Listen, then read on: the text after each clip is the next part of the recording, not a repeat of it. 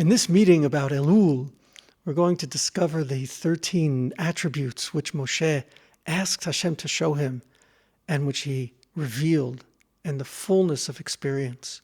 As we've been exploring the time Moshe spent on the mountain, so we discovered that the real request which Moshe has is Hodi'eni na dera'checha. Hashem, give me a full knowing of your pathways. Hodi'eni is a word which is derived from the word de'ah, which means consciousness, awareness. And it's not a learning or a teaching that Moshe asks for, or an announcement like it would be in modern Hebrew, lahodia. No. Hodi'eni means that Moshe is asking Hashem, I come to know your ways. I'm asking to know your path. This, after all of the work Moshe has done, and in awakening in Hashem, the desire to walk with us is, in a sense, the most appropriate thing for him now to ask for. I mean, after all, when Hashem has now come forth to walk with us through our processes, to become the expression of the compassion, which is the womb-like compassion of nourishing and nurturing us as we grow. So it's perfectly natural now for Moshe to ask Hashem for Hodi'eni na dera'checha, let me come to know your ways deeply, experientially, in a way in which da'at and de'ah really work in the Bible, in the Torah, where that word means not an intellection, but actually an experience and fullness of consciousness of it. Hashem, let me come to become fully identified with those powers of yours, those ways of walking. And so the response, as we explored part of last time, was, well, in order for that fullness of experience to be realized, of you coming with me, Hine makom iti, you must know that you always have a place with me. And here, I'm putting you into this rock crevice so that you can experience knowing that place, which is the place I always give you of full nurturing. This is actually slightly paradoxical because, after all, if we're going to be experiencing the walking of Hashem and the way of Hashem, so then it shouldn't be that I'm given my place now. It should be that I'm given my motion. But it doesn't work that way. And this is, I think, one of the most profound and important understandings that we can have about the interaction between our doing and our being. Because, after all, here, Moshe, in asking for Hashem's ways, must know first that he has a place. And I think this has to do with an understanding of the word derech, which came to me recently, and really an experience of walking, which is that derech, the word for pathway and for walking, is to be dorech, is dar rach. It can be divided into dar, which means to dwell, but rach, softly. Yeah, think about that. Touch that for a moment. To dwell in your place and to know your place and be in your place, and yet to do that softly, meaning you're not stuck here. You're not going to become a perfectly still entity, but rather you're doing this softly. Softly meaning you're ready to move on. It's kind of like, putting your foot down softly, as on the one hand you experience your being here, but on the other hand, with it knowing that it's going to be moving on. And being able to hold those two is actually the only way to walk in the world, in a way in which you can touch and become identified with these 13 principles or 13 attributes of God, which he now reveals to Moshe as the expression or the response to Hodi'eni na dera'checha. Please give me a consciousness of your ways. So, as I said, the first appointment for Moshe, the first instruction for Moshe is, come to know you have a place. Yeah, we've worked a lot on that together in the series that we had on finding your place, and the meditations we do before Shabbat, and I strongly recommend you go back there and even do those every week, perhaps even every day. But for now, in Ellul, when those words were spoken to Moshe, Hine makom iti, in response to his asking to know Hashem's ways, I think we're opening up a new vantage point on it, and that is that knowing your place empowers you now to be able to walk with God in a way which is the path of compassion. And so let's touch that a little here now as we go through those attributes that Hashem declares actually as he passes over Moshe being in his place, and that declaration really apparently being not just God talking, but Moshe fully experiencing these, and here they are, and we're going to now just go through them in a way in which you can appreciate the atmosphere that they evoke in someone experiencing them. Hashem, Hashem. Firstly, Yud and Hey and Vav and Hey twice. The rabbis say, knowing that God is the being forever bringing into being before you even begin to move, and knowing that God is the being forever bringing into being after you've begun to move and even fall. He's always bringing into being. That's, first of all, just a statement of affirmation that Hashem is with you no matter what happens, no matter where you go off. He's there. El, he's a power. El is always a statement of his power and his giving to us the life force which we need. That El is Rachum, forever nurturing with compassion, caring for us in a way in which he's aware of what it is that we need for our next step. Rachum v'chanun, always fresh. The word chen having to do with chiyuniyut, with vitality, always fresh, always looking at it new from the start right here and discovering what's so charming about the one at whom he's looking. And so that chanun then also becomes his willingness to completely and fully forgive. Rachum v'chanun. Erech apayim. He's long, and there are various translations of the word apayim.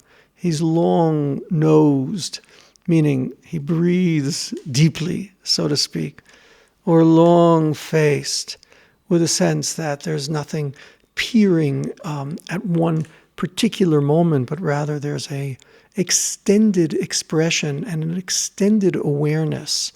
And this is where we move into the experience of what's called patience in English or in Hebrew, and in fact it's the name of the parasha, ki tisa, that Hashem carries things, lets them unfold, sees beyond just this particular moment, and therefore erech apayim v'rav chesed, with great an overcoming of the boundaries and the boundedness of the particular moment in a way in which he's opened up to giving life beyond what this moment requires, because it's all about the extended awareness of from the beginning to the very end that erech apayim sees.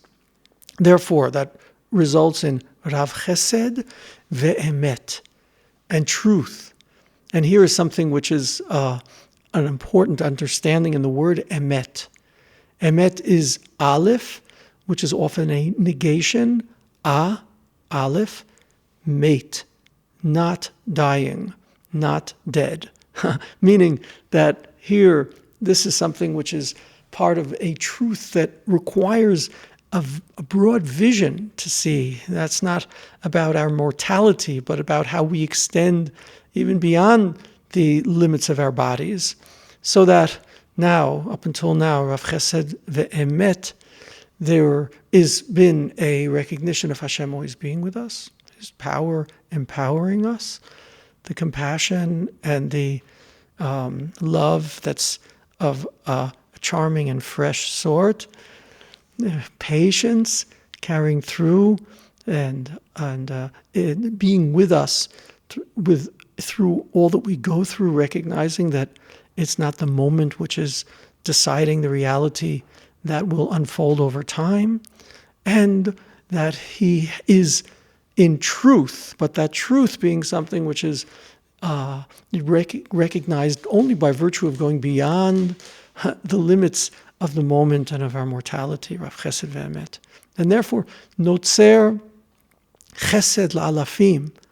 This continues to play out, the chesed, the giving, the loving kindness, plays out over many, many thousands of generations, right? So this is something for us to recognize that we're also receiving from those who have been before us, and we are also providing for those who will come past us in a way in which this is forever guarded. Notzer chesed la'alafim, nosei avon. Hashem carries the sins which have been done, carries them forward in a way in which they become part of the remainder of our lives, in which we, with tshuva, redefine the place of that avon in our lives. Nosei avon vafesha v'chata'a v'nakeh, and ultimately cleanses these acts that we did on purpose or not on purpose, by mistake, etc. Different meanings to these words.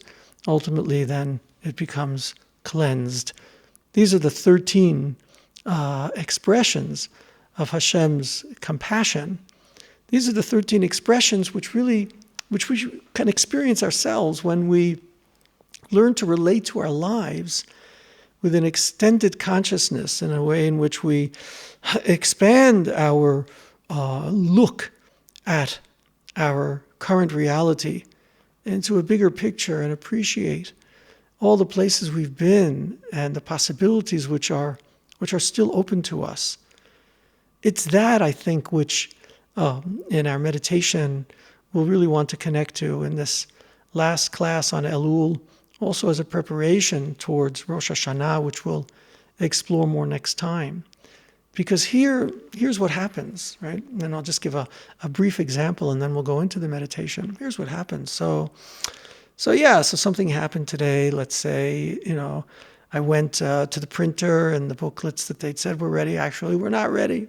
Okay, there it is. So now I can be very small-faced. I can be very just precise in a kind of a connecting to the situation, and which is very bounded.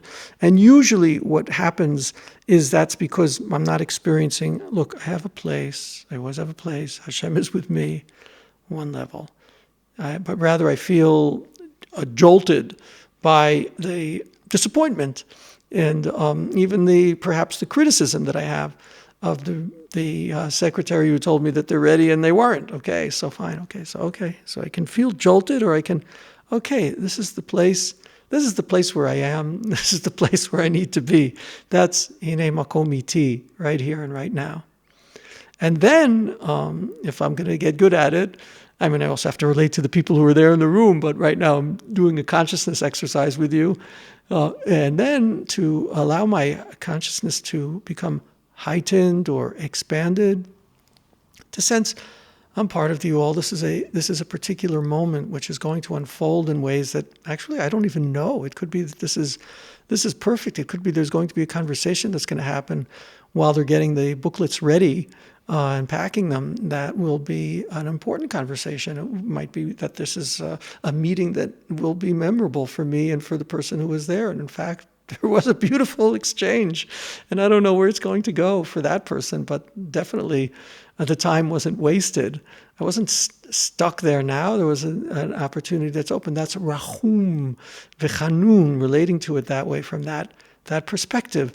The error, the sin, so to speak, of their sin in having told me to come when it wasn't ready, the horrible sin is actually now contextualized into a different meaning right now. This actually is a stopping point for us to relate to for what it is and for what it offers.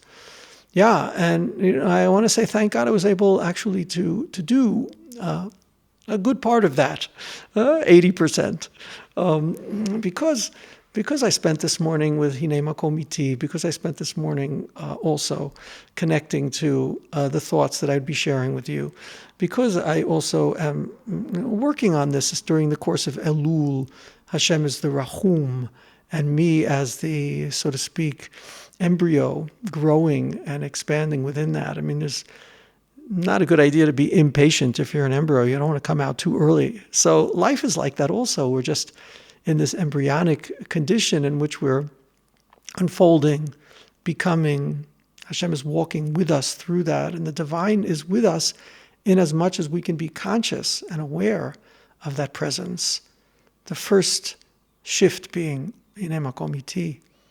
The second, hearing that Hashem is always bringing into being. Kel Rachum Echanun, Erech Apayim, Rav Chesed Ve'emet, Notzer Chesed Lalafim, Nosei Avon Vafesha V'chata V'nakei. It's such a good thing that Moshe asked to experience this, not just to be taught it, because then we get the practice watching what Hashem invited Moshe into. And through that, we can ourselves become far more expansive, compassionate, truthful in the profounder sense of truthfulness, and patient people who can truly gain from every moment, no matter how it came about, that Hashem sends us. Join me now for the meditation that will open us up to this new possibility for our awareness.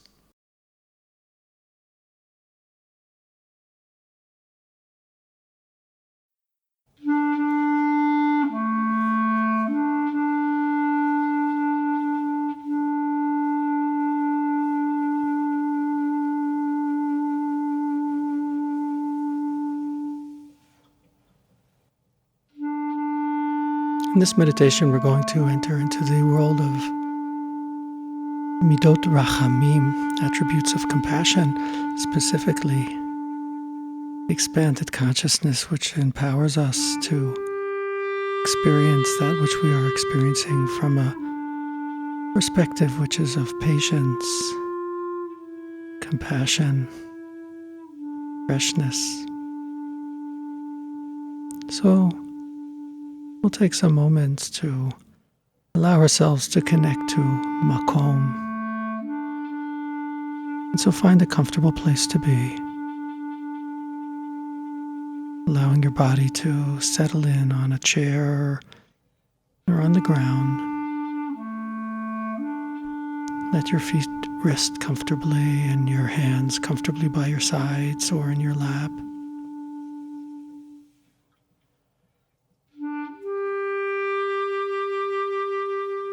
Take a nice deep breath through your nose, and notice how the length of that breath is a length which itself begins to move your body and your experience into patience. Derech Apayim.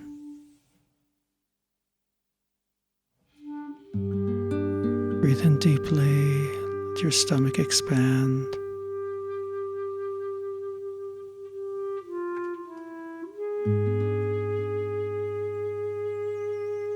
And then release as all tension simply moves out with your exhalation.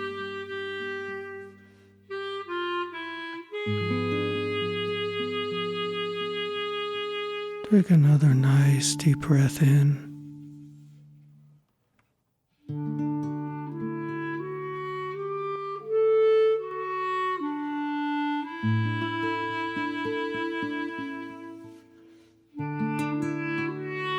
And now release again, comfortably, pleasurably, calmly.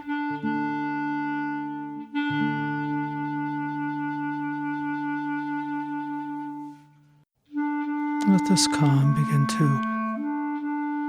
dissipate and deepen through your body. As your body calms, as your mind calms, as your sphere of spiritual presence calms,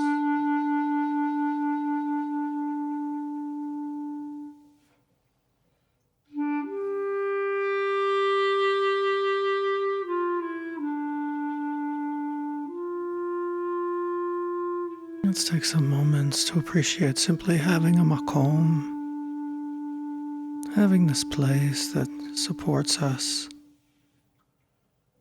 that itself is an expression of the divine desire that we be here, and that we be here right now.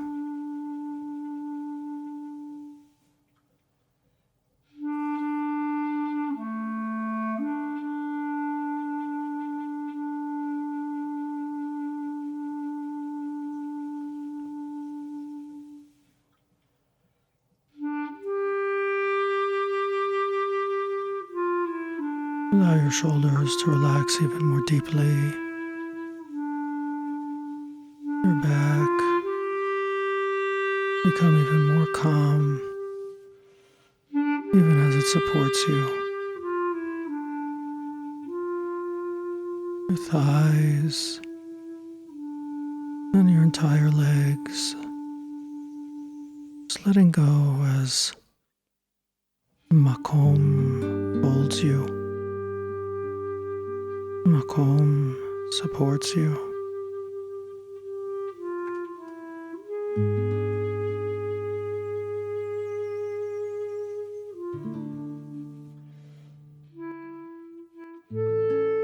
Sense an inner spaciousness opening up as you yourself, in a sense, become part of makom itself. For you too are makom.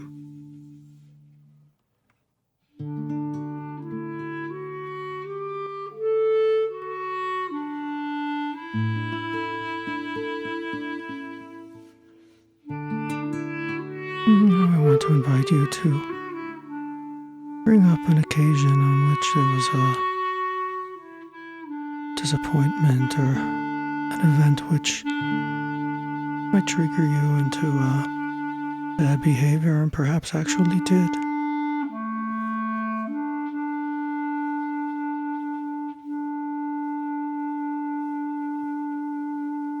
Letting that memory come forward.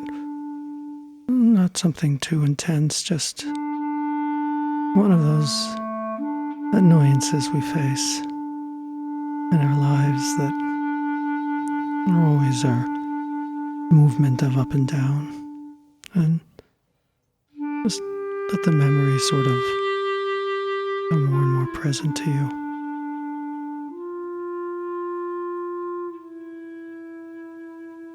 You might notice the feeling that comes up as you let that memory come more strongly.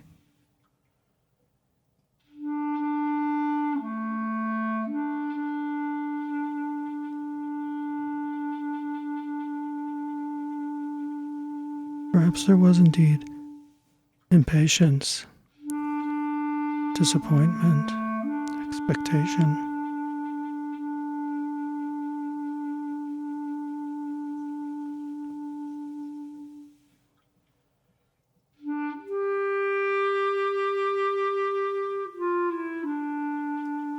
Now I want you to continue to hold that memory and breathe deeply again.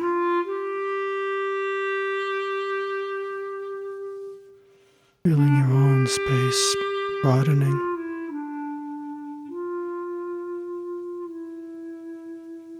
And experiencing, perhaps even pronouncing, I have a place right here, right now.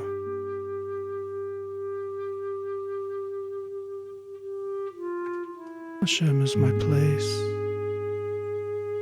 right here, right now.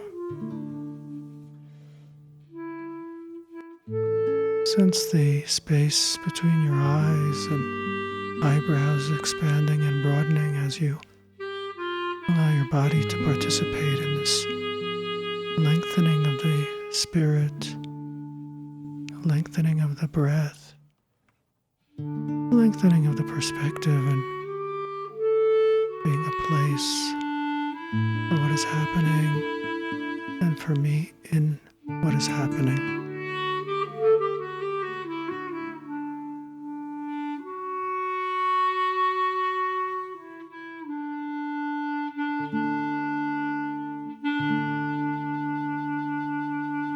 Notice, see what comes up now as you look at that situation, what feelings there are as you hold this consciousness.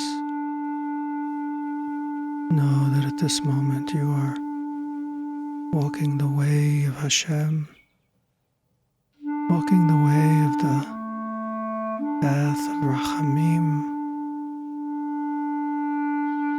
Connect to that you have Hashem's support in this practice that you're doing right now.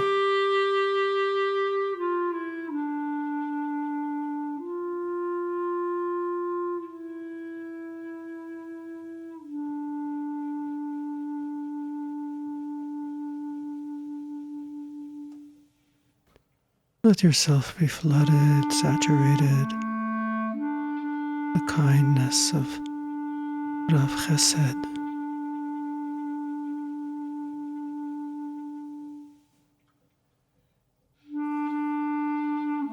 And let yourself be flooded, saturated with the freshness of Chanun.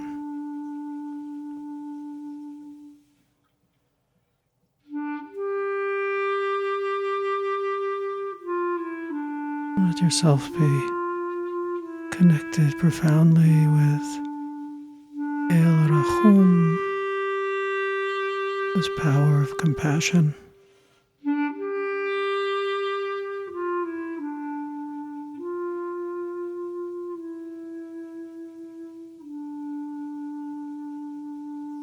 Sense or even imagine the letters of the divine name Yud and Hey and Vav and Hey,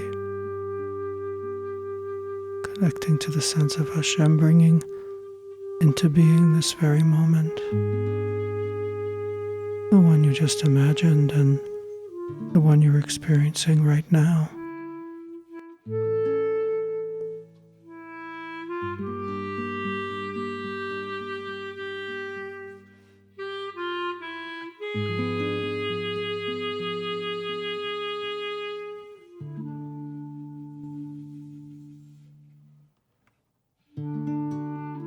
Sense how all this is becoming a part of you, a path for you.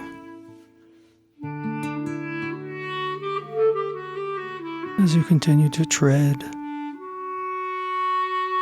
dwelling softly in every moment, dwelling in it as it is and softening that dwelling as you know that it's part of an extended life that is finding its place and has its place,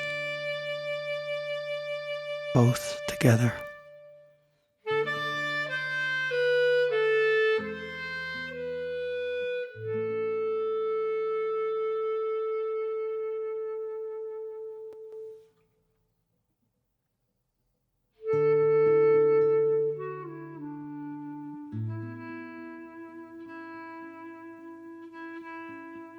And when you feel ready, turn to your breath, breathing naturally.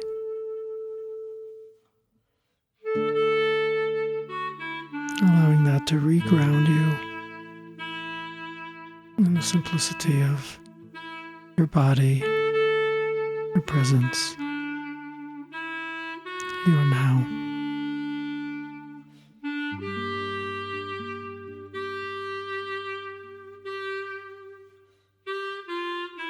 Open your eyes and return to walking your way.